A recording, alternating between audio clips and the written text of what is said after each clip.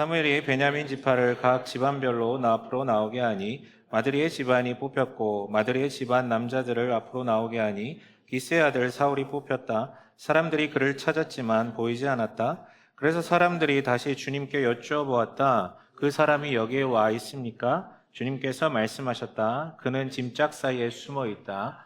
여러분, 제가 여러분에게 이렇게 질문을 해볼게요. 답 한번 해보세요. 당신 누구입니까? 당신 누구입니까? 당신 누구입니까? 이 질문에 대해서 여러분들 한 3초만, 5초만 한번 생각해 보세요. 뭐라고 답하실 것 같아요? 당신은 누구입니까? 뭐라고 답하셨습니까? 보통 이제 당신 누구입니까? 라고 물어보면 우리는 대부분 이제 뭘 먼저 대답을 하죠? 보통은 이제 자기 이름을 이제 얘기를 하죠? 뭐 예를 들면, 저는 뭐 홍길동입니다. 라고 대답을 했다고 칩시다. 그게 그 사람인가요? 아니죠. 그건 그의 이름일 뿐이지, 그는 아닙니다. 그렇다면 어떤 사람들 이렇게 대답을 하겠죠. 뭐 저는 뭐 자기 직업이요. 저는 뭐 공무원입니다. 아니요, 그건 그의 직업일 뿐이지 그 사람은 아닙니다. 그 사람을 설명하는 말은 아닙니다.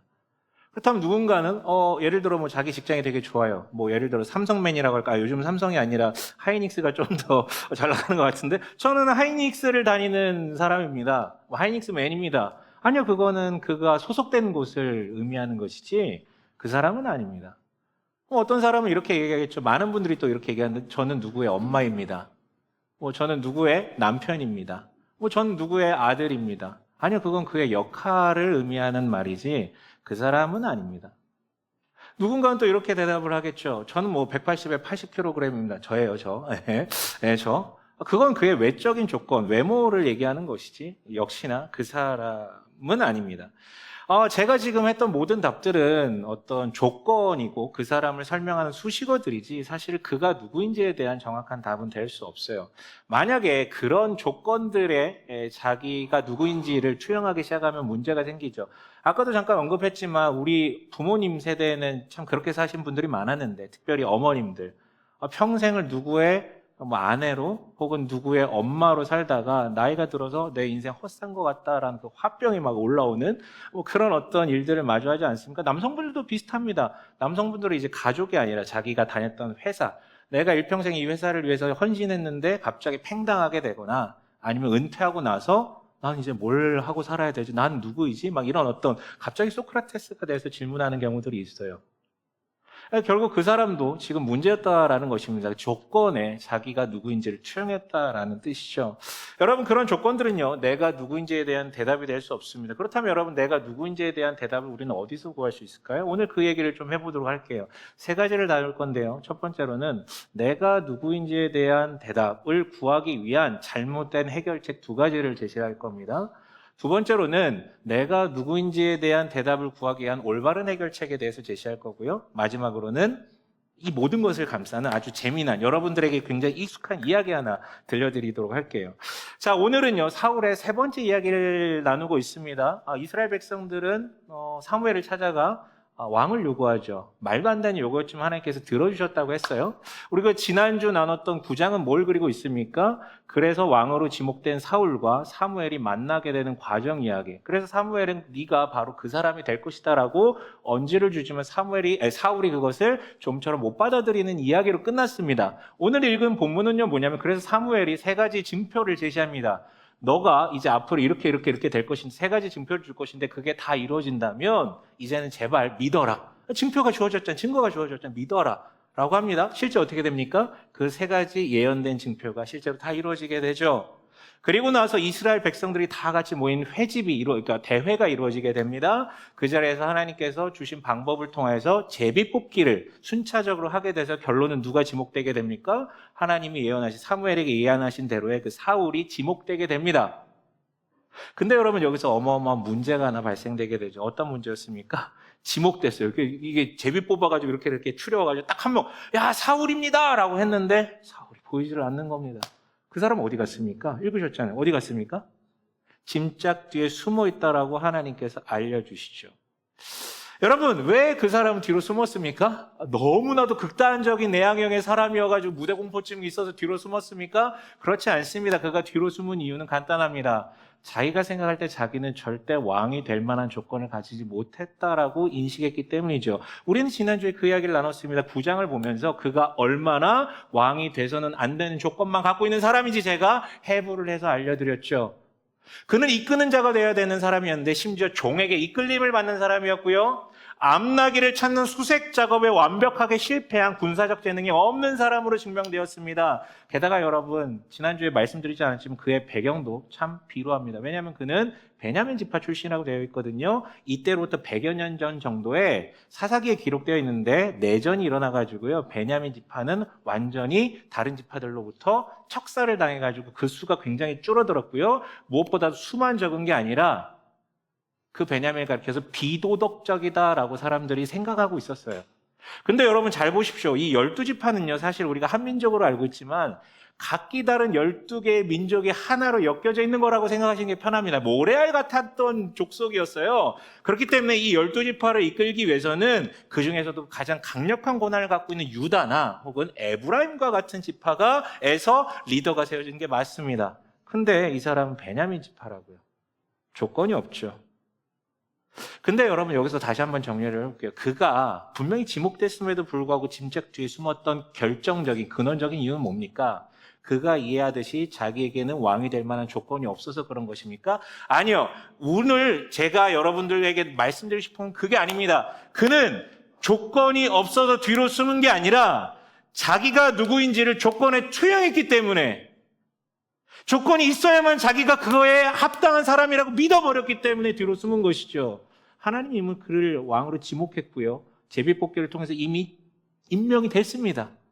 근데 조건에 자기를 투영하는 사람이었기 때문에 자기는 조건이 없다라고 생각해서 뒤에 숨었다는 것이죠. 결론은 조건이 없어서가 아니라 조건에 투영을 하는 그런 믿음의 사람이었기 때문입니다. 그리고 여러분, 이것은 동서고금을 막론하고 이 자리에 있는 우리 모두의 문제이기도 하죠. 우리는요, 나도 모르게 어떤 조건이 나라고 착각하고 그렇게 살아가는데 되게 익숙하거든요. 그런데 그 결과는 무엇입니까? 오늘 드러났듯이 원래 그가 누구인지와 관계없이 늘 뒤로 숨는데 급급한 사람이 되는 것이죠. 그렇다면 첫 번째로 넘어가 볼게요. 내가 누구인지에 대한 바른 대답이 아니라 잘못된 해결책을 제시하는 두 가지 방법은 무엇이 있습니까? 첫 번째는 이것입니다. 요약하면, 간단하게 결론부터 얘기하면 자기 증명이라는 방법이 있어요. 뭐냐면 사람들이 대부분의 사람, 네, 돈 받지 않을게요. 까셔도 됩니다. 네. 사람들 대부분이 택하는 방식이 바로 이 자기 증명인데요. 뭐냐면 그 조건이 있어야만 내가 복된 존재가 된다라는 그 믿음을 치워버리는 게 아니라 그냥 그 조건을 갖기 위해서 부단히 노력해서 자기가 그런 사람이다라는 걸 증명받기 위해서 노력하는 것. 이게 이제 자기 증명이라고 얘기할 수 있어요. 그런데요, 여러분, 이런 삶을 살아온 사람들 중에 아까도 제가 말씀드렸지만 난 누구의 엄마야, 나는 이 회사에 소속된 사람이야 라고 투영했던 사람들의 비애에 대해서 말씀드렸잖아요. 근데 그걸 넘어서 실제로 사람들에게 증명받았던 한 사람의 고백을 제가 들려드릴게요. 여러분도 아는 사람일 거예요. 물론 최근에 활동을 하지는 않아가지고 잘 모를 수 있지만 이름은 아실 겁니다. 그 이름하여 8, 90년대 팝의 여왕이라고 불렸던 사람인데 마돈나라는 사람 아시죠? 그녀가 보그라는 잡지가 있습니다. 저는 읽어본 적이 없지만 되게 유명한 잡지 같아요. 그 보그라는 잡지와 인터뷰를 하면서 했던 말인데 제가 읽어드릴게요. 제 삶의 동력은 평범에 대한 두려움으로부터 와요. 이 두려움이 항상 저를 몰아가기 때문이죠. 주문을 걸듯이 두려움으로 제 자신을 들볶으면 이내 특별한 인간으로 드러나곤 해요. 하지만 금방 다른 무엇을 하지 않으면 다시 평범하고 시시한 사람으로 느껴지죠. 이미 유명인이 되었지만 여전히 제가 특별한 사람이라는 것을 증명하고 확인해야 해요. 그래야 직성이 풀려요. 이런 제 몸부림은 지금도 계속되고 있어요. 아니, 끝이 없을 거예요. 여러분, 그녀는요, 우리가 다 인정하듯 이미 증명받은 사람입니다. 사람들이 환호한 사람이에요. 그런데 어떻게 얘기합니까? 자기를 증명해준 그 조건을 잃어버릴까봐 두려워하며 계속해서 증명받기 위해서 그 조건을 얻기 위해서 노력을 하죠. 거기에 남는 것은 불안과 두려움밖에 없다라고 얘기를 합니다. 악순환이에요. 악순환. 이미 증명을 받아도 그 증명을 유지하기 위해서 계속 그 조건을 얻으려고 노력을 해야만 하는 악순환이에요. 이 비유를 하시면, 예를 들자면 이런 것이죠. 제가 학생이라고 쳐볼게요. 물론 저는 학생은 아닙니다만 학생처럼 생겼죠, 얼굴이. 네, 그냥 넘어갈게요. 경로 학생 뭐 이런 거 말고. 네. 학생이라고 합시다. 학생은 뭐 하는 사람입니까? 학습을 통해서 지성을 이제 개발하는 사람이죠. 학교는 그래서 뭘 제공합니까? 교사도 제공하지만 이 사람이 잘 배우고 있는지 시험을 주기적으로 봅니다. 우리가 사실 굉장히 싫어했던 그 시험은 사실 우리 학습을 돕기 위해서, 그러니까 뭘 알고 뭘 모르는지를 체크한 다음에 돕기 위해서 하는 거거든요. 우리나라는 잘못되어 있지만 그걸로 평가를 해서 문제인데, 아무튼 자, 어떤 이가 자 시험을 이렇게 주기적으로 보는데 어떤 학생이요, 나는 이 시험을 통해서 얻고자 하는 게 분명해. 누구보다도 빨리 풀고 나가는 게 이 시험의 성패를 갈라. 그게 바로 나를 귀하게 만드는 거야 라고 믿고 진짜 누구보다도 빨리 풀고 나가는 데 집중한다면 여러분들 뭐라고 생각하시겠습니까? 한편에 어떤 학생은요, 나는 글씨를 누구보다도 이쁘게 쓰고 나갈 거야. 그게 나를 증명하는 길이거든. 이렇게 믿고 진짜 예쁘게 글씨를 써서 나간다면 여러분들은 그 학생을 보고 뭐라고 평가하시겠어요? 뭐라고 얘기하시겠습니까? 말도 안 되는 짓이죠.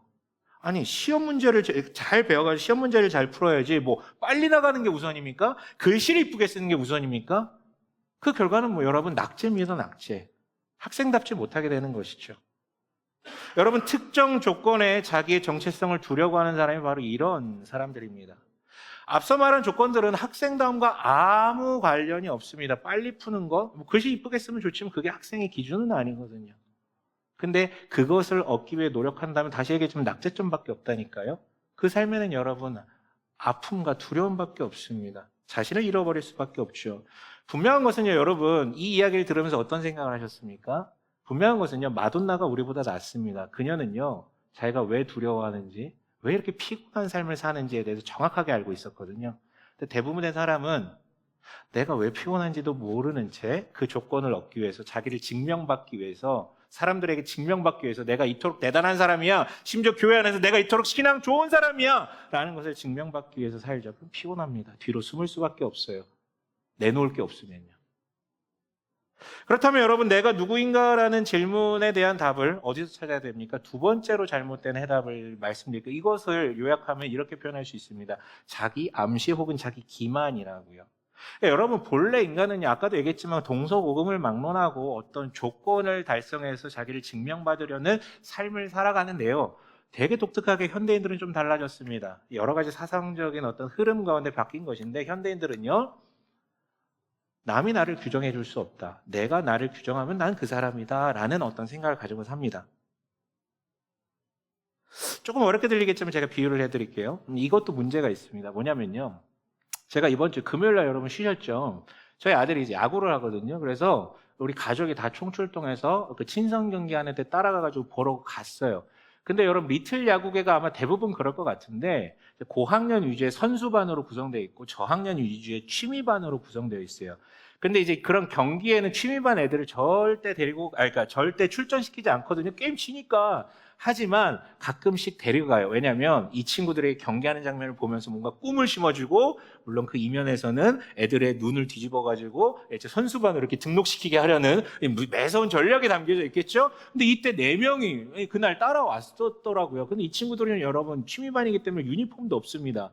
유니폼만 없는 게 아니라 실력이 없죠. 그러니까 거기 참전을 못하죠. 물론 다 같이 왔고요. 그래서 준비운동 다 같이 합니다. 뭐 공 주고받고 같이 해요. 근데 이제 정작 이제 시합이 시작될 때는 어떻게 합니까? 그 친구들 다 뒤로 빠집니다. 그리고 거기서요, 아무도 신경 안 써요. 자기들끼리 막 공 던지면서 막 빠따 휘두르면서 자기들끼리 놀아요. 아주 재밌게 노는 거예요. 자기는 이제 출전자가 아니니까.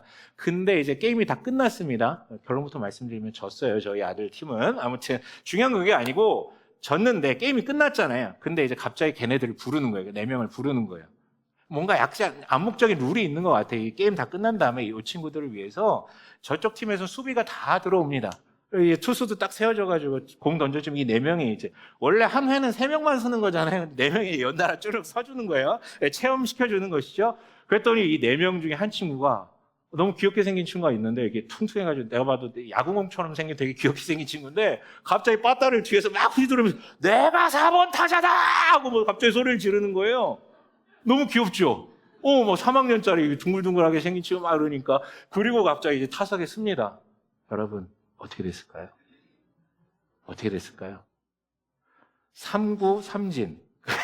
배트를 계속 휘두르는데 공을 전혀 못 맞히는 거예요. 그래서 내려왔습니다. 그러니까 또 사람들이 다 웃죠. 여러분, 뭐 비웃은 건 아닙니다. 귀여우니까 웃었죠. 근데 만약에 여러분 그 자리에 성인이 내가 4번 타자다! 그러고 올라와가지고 그런 모습을 보였다면 여러분 어떤 일이 발생했을까요? 수치겠죠. 그리고 팀에는 어마어마한 패배를 안기겠죠. 근데 여러분 이와 같습니다. 근데 여기서 물어볼 질문은 그 친구는 왜 자기를 4번 타자다라고 선언했을까요? 1번도 있고 9번도 있고 3번도 있고 5번도 있는데 왜 4번 타자라고 주장을 했을까요? 5는 너무 많은 것 같고 3은 너무 적은 것 같아서 갑자기 무한도전 딸이 생각나네요. 아무튼 그런 건가요? 아니죠. 왜냐면 다 알고 있거든. 왜요? 4번 타자가 바로 제일 잘하는 타자라는 거를 다 알고 있기 때문에 자기를 4번 타자로 규정한 것이죠. 여러분 그런 것입니다.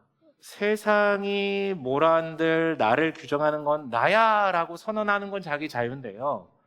그런데 과연 내가 정말로 나를 규정할 수 있을까? 아니 이미 세상이 되게 좋은 조건이 이런 것이다 라고 얘기한 걸 나는 이미 알고 있어서 나를 그 조건에 맞춰서 규정한다라는 것이죠. 사랑의 기술이라는 책을 썼던 사회심리학자 에릭 프롬이요. 그렇게 자기 자신이 나를 규정할 수 있다라고 믿는 현대인들의 민낯을 가리켜서 이렇게 얘기를 합니다. 뭐라고 얘기하냐면 현대인은 자신이 원하는 것을 안다고 생각하지만 사실은 자신에게 기대되는 것을 원하고 있을 뿐이다라고요. 여러분 자기 암시는 자기 증명보다 정신건강에는 더 낫습니다. 하지만 훗날 수치를 당하게 될 것이고요. 남들에게 피해를 가져다 주게 되겠죠. 그리고 제일 큰 문제는 결론은요. 여러분 이 사람도 결국은 어떤 특정 조건에 자기를 투영해서 특정 조건이 자기라고 답하고 있는 거랑 별반 차이가 없습니다. 그래서 무너질 수밖에 없어요. 그렇다면 여러분 두 번째로 넘어가 보십시다. 그렇다면 내가 누구인지에 대한 가장 올바른 해답은 어디서 우리가 찾을 수 있을까요? 성경이 그것을 제시하는데요. 성경은 뭘 얘기하냐면 자기 증명도 아니고 자기 암시도 아니고 하나님의 지명받음으로 해결될 수 있다라고 우리한테 선언합니다. 뭔 얘기냐면요. 저는 그날 오후에 아들의 야구 경기를 가족끼리 같이 갔다 그랬잖아요. 오전에는 어딜 다녀왔냐면 파주 프리미엄 아울렛을 다녀왔어요. 거길 간 이유는 한 가지였습니다. 왜냐하면 딸이 이제 중1이잖아요. 그런데 같이 안 갈라 그래요. 막 야구, 내가 거길 왜 가야 되는데? 나 친구들이랑 놀 거야. 막 그냥, 네. 얘를 이제 같이, 우리가 같이 뭘 할 수 있는 날이 이제 뭐가 없다. 그래서 얘를 이제 꼬드기기 위해서 마침 반바지 사고 싶다 그러길래 그 아울렛에 갔어요. 뭐 대단한 명품 사러 간 게 아니라 거기에도 뭐 탑10 같은 그 스파 브랜드가 있기 때문에 거기 갔어요. 가가지고 이제 걸어 다니는데 갑자기 저기 어떤 매장도 그런 매장이 없는데 어떤 한 매장에 사람들 줄이 쫙 서 있는 거예요. 그러니까 같이 가던 준하가 저한테 묻죠. 아빠 저기 뭔데 저렇게 사람이 많아? 나도 잘 모르겠어가지고 이 근처에 갔더니 봤더니 이제 명품 매장이 P로 시작하는 명품 매장. 잠깐만, 내가 뭐 공영방송도 아닌데 얘기해도 되잖아요, 그렇죠? 프라다 매장에 줄이 쫙 서져 있더라고요. 뭐 사람이 많기도 하지만 뭐 알잖아요, 명품숍 가면 이제 2명씩 이렇게 들여보내는데 줄 쫙 서 있어요. 뭐 그렇게 사람이 많지? 저는 그걸 뭐 살 생각도 없지만 지나가면서 이렇게 흘끗 봤죠. 뭐가 그렇게 대단하길래? 보통 이제 흘끗 보면 여기 이제 핸드백 같은 거 이렇게 전시되어 있잖아요. 근데 분명한 건 그 옆에 매장도 제가 알기로는 명품이었거든요. 그 제가 아는 메이커였는데 거기는 사람이 별로 없는데 여기만 사람이 되게 많은 거예요. 무슨 차이가 있지? 무슨 차이가 있지? 제 눈에는요, 동일한 가죽이고요, 동일한 색감이고 디자인도 별 차이가 없습니다. 근데 여러분 왜 여기는 사람들이 이렇게 줄 서서 기다리고 있는 것입니까? 이유는 단 하나밖에 없죠. 그 핸드백이 동일하게 보여도 거기엔 뭐가 찍혀 있으니까? 프라다라고 찍혀 있으니까. 여러분 그 핸드백이요, 자기를 증명하기 위해서 내가 얼마나 예쁘고 얼마나 값어치 있는 핸드백인지 증명하겠다라고 선언하면서 막 토너먼트 해가지고 올라오지 않았습니다. 나는 정말 가치 있는 존재야 라고 자기 암시를 걸거나 사람들한테 선언하지도 않았어요. 근데 사람들은요, 그 회사 브랜드 로고 하나 찍힌 거 보고 거기에 가치를 투영하죠. 대단하다, 저걸 갖고 싶다, 저게 최고다. 여러분 바로 그게 지명입니다. 지명. 나는 나 스스로를 증명하려고 노력하지 않았고요, 암시를 하지도 않았지만 외부적 권위자, 사람들이 모두 다 권위를 주고 있는 그 외부의 권위가 나를 지명했기 때문에, 찍어버렸기 때문에 나는 가치 있는 존재가 되는 것이죠. 여러분 오늘 본문을 보십시오. 사울도 경우도 그러합니다. 다시 얘기하자면 9장 다시 한번 보십시오. 그는 진짜 왕이 돼서는 안 되는 조건만 갖고 있는 사람이었어요. 스스로 생각해도 그게 여러분 자기가 이 사람이 자존감이 낮아서가 아니라 그냥 그가 객관적인 거예요. 나는 왕이 될 조건이 없다. 맞아요. 틀리지 않아요. 하지만 그가 왕이 된 것은 하나님이 지명하셨기 때문이죠. 9장 17절에 분명히 하나님 말씀하셨습니다. 이 젊은이가 내가 너에게 말한 바로 그 사람이다. 이 사람이 바로 나의 백성을 다스릴 그 사람이라고요. 그런데 여러분 지명의 원리는 거기서 그치지 않습니다. 지명은요. 증명으로 이어지게 돼 있어요. 왜 무슨 소리냐면 아까 프라다 얘기 다시 해볼까요? 자, 다시 말씀드리지만 가족이 더 대단하게 이쁘거나 뭐 대단하게 멋있지 않습니다. 그런데 지명했기 때문에 가치가 투영됐죠? 그런데 여러분 거기서 그치는 게 아니라 프라다는요. 로고를 바꾼 직후부터 그 핸드백의 품질 관리와 브랜드 관리를 계속해서 하며 이 백이 얼마나 가치 있는 것인지 회사가 증명합니다. 가방이 증명하는 게 아니라 회사가 증명합니다. 계속해서 증명합니다. 얘는 가치 있는 거라고. 이거 사면 네 삶이 달라질 거라고. 거짓말이지만 아무튼 네, 삶이 달라질 거라고. 마찬가지입니다. 하나님은요. 기름 부으심으로 의심하는 그에게 증명해 주십니다. 진짜라니까. 너 내가 세운 왕 맞다니까. 또한 그 사울에게만 증명한 게 아니라 사람들에게도 증명하죠. 이 사람이 맞다니까. 이 사람이 맞다니까 계속해서 증명해 가십니다. 공개적으로요. 여러분 이처럼 하나님의 지명과 지속되는 하나님의 증명을 받아들이면요. 사람들은요. 일부러 자기가 증명받기 위해서 노력하거나 혹은 자기 암시할 이유가 없습니다. 그것을 그냥 받아들이고 누리면 되는 것입니다. 그러나 여기에는요, 여러분 정말 너무나도 큰 문제가 하나 담겨져 있죠. 하나님이 나를 지명하셨다라는 사실, 그게 사실 다가오지가 않습니다. 여러분 사울을 보십시오. 분명히 지명하셨어요. 증명하셨어요. 근데 그 결과가 어떻게 됐다고요? 어떻게 됐다고요? 두 구절만 볼까요? 16절에 이렇게 되어 있습니다. 그러나 사무엘이 사울 자신에게 왕이 될 것이라고 말한 것은 그에게 알려주지 않았다.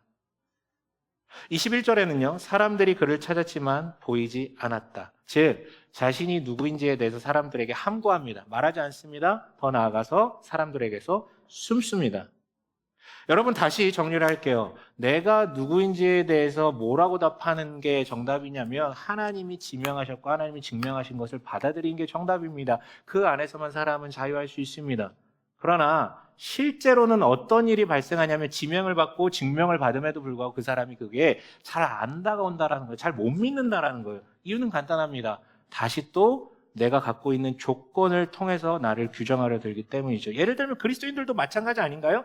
여기도 마찬가지입니다. 여러분 교회 와서 무슨 설교 들으십니까? 하나님께서 지명하여 네가 의인이 아니라 네가 죄인 되었을 때 내가 너를 지명하여 불렀다. 내가 너를 사랑한다. 라는 그 선언과 복음의 이야기를 계속 듣지 않습니까? 그리고 여러분 교회를 조금만 다니셨다면 여러분들은 경험하셨을 거예요. 하나님 나를 사랑하시고 하나님 나와 함께 하신다라는 그런 경험을 통해서 소소하게 증명받은 사례들이 분명히 있을 거라고요. 여러분 살면서 교회 다니시면서 하나님 너무 감사합니다라고 환호했던 그런 기억들이 있으실 거라고요. 그게 증명이죠 뭡니까? 그러나 여러분 우린 또다시 어떻게 전락합니까? 또다시 내 눈에 지금 보이는 조건으로 나를 규정합니다. 예를 들면 이런 것이죠. 나는 아직 그렇게 선하지가 않습니다. 나는 사람들만큼 저 사람만큼 성경을 잘 모릅니다. 나는 저 사람만큼 기도할 자신이 없습니다. 나는 여전히 분내고 당짓는데 익숙합니다. 나는 저 사람처럼 사랑하지 못합니다. 난 나만 더 사랑합니다. 이런 것만 있나요? 못난 것만 있나요? 이런 것도 있겠죠. 내가 그렇게 기도해도 이루어지지 않던데요. 근데 무슨 증명입니까? 그러니까 내가 나의 기준으로 볼 때 내가 갖고 있는 조건들은요. 그리스도인답지가 못합니다. 그래서 못 받아들이는 거예요. 안 다가오는 거예요. 그러나 이것은 다시 얘기했지만 조건이 자기를 규정한다라고 믿는 사람들의 섭리이죠. 그리고 다시 돌아가죠. 세상 사람들처럼 똑같이 또 엄청난 성공이라든가 엄청난 평가라든가 엄청난 성취라든가 엄청난 인정이라든가 이런 조건들을 구비하기 위해서 아니면 뭐 자기개발서들이 얘기하듯이 자기 긍정의 최면에 암시를 걸든가요. 어찌해야 됩니까? 그러나 여러분 단서가 있죠. 오늘 지명을 받고요. 하나님의 수많은 증명에도 불구하고 자기를 숨기고 자기 정체를 함구했던 이 사울이 결과적으로는 밖으로 드러나서 왕위에 오르게 되거든요. 그 연유는 무엇이었습니까? 연유는 한 가지입니다. 그가 숨어서 아무도 찾지 못하는데 하나님께서 얘기하시거든요. 그가 짐짝 뒤에 숨어 있다. 그래가지고 사람들이 가가지고 그를 끌어내서 왕위에 세우게 됩니다. 한마디로 믿지 못하는 나를 다시 한번 그 왕의 자리에 오르게 만든 것은 그 사람의 노력이 아니라 하나님의 강제적인 은혜가 있었다라는 것이죠. 여러분, 이게 하나님의 동일한 논리입니다. 하나님은 지명하시고 증명하시지만 우리는 그걸 받아들이지 못합니다. 잠깐 받아들였다가 또 조건에 자기를 투영해서 나는 어울리지 않아요. 또 넘어집니다. 이스라엘이 계속 그지됐던 거예요. 내가 너희와 함께한다. 내가 너희를 사랑한다. 잠깐 감사하다가 아닌 것 같아. 난 저게 없어. 난 이 정도가 아니야. 난 이렇게 강하지 않아. 난 아니야. 근데 하나님은 계속해서 또 끄집어내는 거예요. 그 결정체가 뭡니까? 여러분, 최종적인 증거가 바로 예수 그리스도 아닙니까? 예수를 보십시오. 그는 누구입니까? 여러분이 아는 예수님은 누구십니까? 예수님은 누구십니까? 성경이 이렇게 증언하죠. 마태복음 3장 17절에 이렇게 되어 있습니다. 함께 읽어볼까요? 이는 내 사랑하는 아들이요 내 기뻐하는 자라. 여러분, 그는 누구십니까? 하나님이 하늘로부터 증명하셨습니다. 그는 내 아들이라고요. 고귀한 자라고요. 또한 하나님만 증명하신 게 아니라 또 누가 증명했습니까? 마태복음 16장 16절에 이거 여러분 최근에 마가복음 설교할 때 제가 인용했던 구절인데요. 뭐라고 되어 있습니까? 주는 그리스도시요 살아계신 하나님의 아들이시나이다. 사람들도 증명합니다. 당신이 하나님의 고귀한 자이고 하나님의 사람이고 하나님의 아들이라고 하나님도 사람들도 증명했고 이게 완벽하게 증명받아서 끝난 상태입니다. 근데 그가 어찌하십니까? 고귀하신 그분이요. 어떻게 하십니까? 죽으십니다. 십자가에 달려 죽으십니다. 이유는 뭡니까? 우리가 우리 자신의 노력으로는 절대 고귀한 자라고 증명받을 수 없는 존재이기 때문에. 왜냐하면 우리는요 계속 파고 들어가면 아무리 선한 행동을 할지라도 그 안에 악과 죄가 도사리고 있기 때문에 우린 죄인이기 때문입니다. 죄인이 아무리 스스로 증명한들 내가 의인이 됩니까? 아니죠. 그래서 그가 죽으셨습니다. 절대 스스로 의인됨을 증명받을 수 없는 존재이기 때문에. 근데 여기서 끝이 아니죠.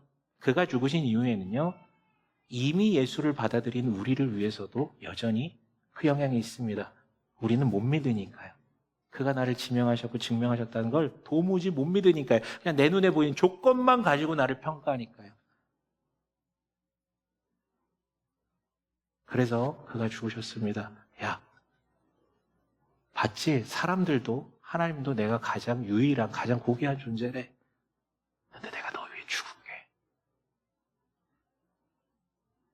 너는 이 정도의 가치가 있는 존재야.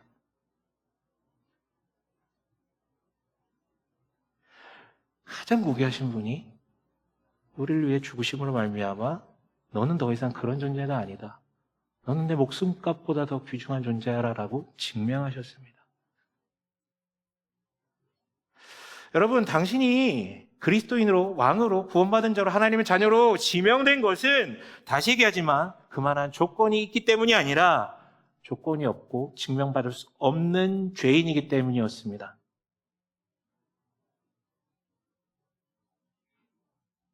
여러분, 그 예수께 주목하십시오. 그래서 팀 켈러 목사님은 이런 얘기를 자주 하시는데 이렇게 되어 있어요. 복음은 이것이다. 우리는 우리 자신을 믿는 것보다 더 죄인이고 악한 존재이지만 우리가 감히 꿈꾸었던 것보다 훨씬 더 사랑받고 용납받는 존재라는 사실이다. 마지막으로 넘어갈게요. 아까 예고해드렸듯이 여러분에게 익숙한 이야기 하나 들려드리겠습니다. 애니메이션이에요, 사실은. 아주 백냐. 내가 이런 것까지 해야 될지 몰랐는데 여러분들에게 더 나은 설교를 전달하기 위해서 내가 진짜 여기 올라오기 전까지 할까 말까 고민했어요.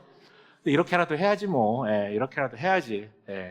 안 놀러 가고 여기까지 오신 여러분들을 위해서 내가 이렇게까지 해야지. 라이언킹 이야기입니다. 라이언킹. 원래 조금 더 하려고 그랬는데 참았어요.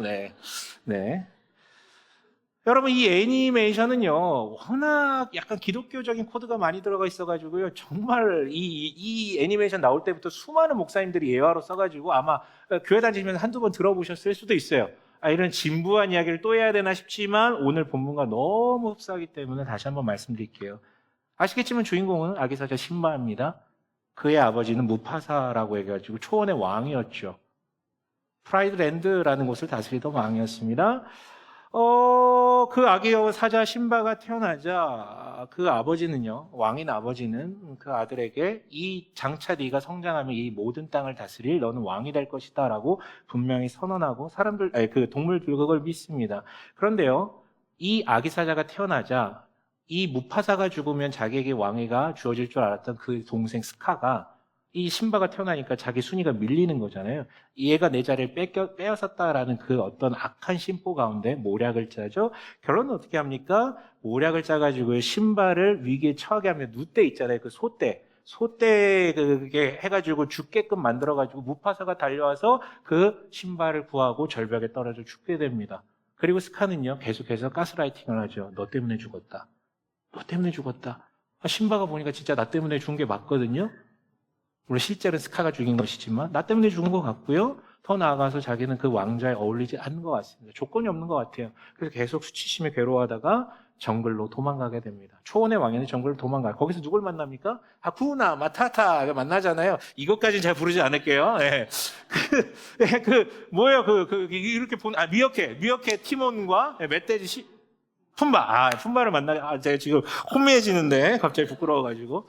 티몬과 푼바를 만나면 걔네는 막 너무 행복해 보여요. 그러면서 하쿠나 마타타야, 인생을 즐겨라. 뭐 그렇게 힘들게 사냐. 우리 같이 여기서 재밌게 살자. 이러면서 이제 얘기를 해주죠. 신바가 그게 맞는 것 같아요. 그래서 그 초원의 왕이 어떻게 합니까? 미어캣이 잡아먹는 벌레나 먹으면서 살게 됩니다. 그러다 시간이 지나서 자랐죠. 예언자 원숭이가 찾아옵니다. 그래가지고 신바를 물 같은 데로 데리고 가가지고 보게 하죠. 거기에 봤더니 어느새 아기 사자가 커가지고 이 호령할 만한 그런 어떤 초원의 왕처럼 자랐어요. 하지만 마음은 여전히 그대로입니다. 여전히 그대로예요. 근데 그 모습을 보다가 그 모습에서 아버지 모습이 투영되면서 하늘로부터 아버지의 목소리가 들려옵니다. 뭐냐면 제가 읽어드릴게요. 너는 네가 생각하는 것보다 훨씬 더 큰 존재다. 너는 누구냐? 너는 내 아들이고 유일하고 참된 왕이다 하면서 그 유명한 대사 있지 않습니까? Remember who you are. 네가 누구인지 기억하라라. 그 말에 뻥 하고요. 신바는 어떻게 합니까? 다시 초원으로 돌아가죠. 그리고 스카를 몰아내고 무너진 왕국을 되찾게 됩니다. 회복하게 됩니다. 그러면 이 모든 일은 어떻게 이루어지는 것입니까? 신바가 내가 바로 왕이다라고 자기 증명을 해서 노력했기 때문입니까? 아니면 나는 그의 삼촌처럼 저 자리는 내 자리인데 하면서 막 자기 암시를 해가지고 된 것입니까? 아니죠. 하나입니다. 나를 왕으로 지명하고 나를 위해서 대신 죽은 그 아버지의 목소리, Remember who you are. 그것을 기억하게 됐기 때문이죠. 이번엔 당신 차례입니다. Remember who you are. Remember who you are. 당신 누구입니까? 당신 누구입니까? 어디서 당신이 누구인지를 찾으려고 하고 계십니까? 어느 답을 찾고 계십니까? 여러분들, 사람의 비판에 휘둘릴 이유가 뭡니까? 무시당할까봐 노심초사하는 이유는 뭡니까? 당신이 증명할 이유도, 암시할 이유도 없습니다. 그가 지명하셨고 예수를 통해 최종적으로 증명한 그 사실을 믿는다면, 그래서 내가 누구인지 정말로 알게 된다면 우리의 삶은 나아지게 될 것입니다. 안도하게 될 것입니다. 더 이상 내가 그렇게 하지 않아도 되니까요. 마지막으로 묻습니다. 당신 누구입니까? 이사야서의 아주 유명한 구절이죠. 함께 읽어보겠습니다. 이스라엘아, 너를 지으신 주님께서 말씀하신다. 내가 너를 속량하였으니 두려워하지 말아라. 내가 너를 지명하여 불렀으니 너는 나의 것이다. 내가 누구인지 이제 알았다면 더 이상 함구하거나 숨어있지 말고 일어나십시오. 자녀다운 풍성한 삶을 사십시오. 그리고 하나님은 기대하십니다. 그렇게 그 자리로 부르신 그 왕적 존재가 자기의 존재를 깨닫고 일어나서 하나님의 다스림을 이어서 그 자리를 사랑과 정의로 통치하시고 다스려 가기를 하나님께서 원하십니다. 사람들이 찾는데 숨어 있어서 없어요. 하나님 분명히 세우셨는데, 그 가정에, 그 직장에, 그 자리에 세우셨는데 내가 누구인지 몰라가지고 뒤에서 숨어 있는 것만큼 얼마나 처참하니. 그렇기 때문에 세상의 악이 다가오는 것입니다. 부디 그 자리로부터 벗어나 본인도 풍성해 주시고요. 그 자리로 보내신 하나님의 다스림을 이어받아 그 자리를 사랑과 정의로 다스리시는 우리 되시길 주님의 이름으로 간절히 축원합니다. 아멘.